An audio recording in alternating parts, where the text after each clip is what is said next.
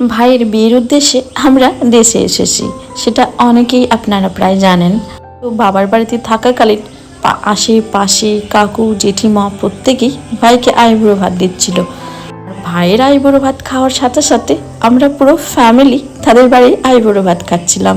বিয়ের ওই 8 দিন আগে থেকেই আমরা পুরো অন্যের বাড়িতে খেয়েই যাচ্ছি, সকাল সন্ধে বিভিন্ন রকমের মেনু, বিভিন্ন ধরনের। তো সকাল সন্ধে এতবার খাচ্ছিলাম, তো কোথাও কোথাও মানা করে দিয়েছিলাম লাঞ্চের জন্য, কোথাও কোথাও ব্রেকফাস্টেও আমাদের নেমন্তন্ন থাকতো। তো এই জিনিসটাতে ভীষণ ভীষণ আমরা আনন্দ পেয়েছি। আর আইবুড়ো ভাত শুধুমাত্র তো খাওয়া দাওয়া নয়, এতে কত মানুষের আশীর্বাদও রয়েছে। আর আমার আর বোনের বিয়ের সময় ওই একইভাবে সবাই আইবুড়ো ভাত খেত। ও ভাইয়ের বেলাতে তো তাও কম, কারণ বিয়ের কয়েকদিন মাত্র আগেই ছুটি নিয়ে এসেছিল। প্রচুর আনন্দ করেছি আমরা।